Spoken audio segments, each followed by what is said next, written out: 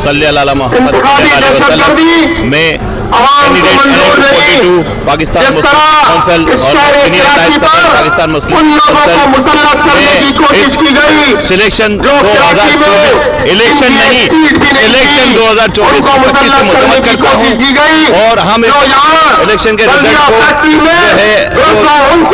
को जो है नहीं करते कि हमारे पोलिंग एजेंटों को जो है निकाला गया, 45 भी नहीं दिया गया और हमारे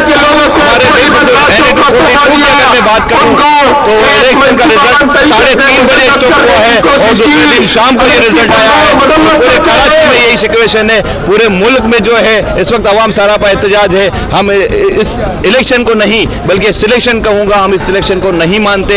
हम सरापा एहतजाज है, पूरी पाकिस्तान की कौम बिलखुसूस कराची की कौम यहाँ पर सरापा एहतजाज है। हम सख्ती से इसकी मजम्मत करते हैं और अगर हमें अपना हक मांगने से नहीं मिला तो हम छीनने की ताकत भी रखते हैं। कमिश्नर से दरख्वास्त करूंगा कि अपनी गलती को दुरुस्त करें, वरना जो है इस गलती को दुरुस्त करवाना इस पाकिस्तानी कौम को आता है।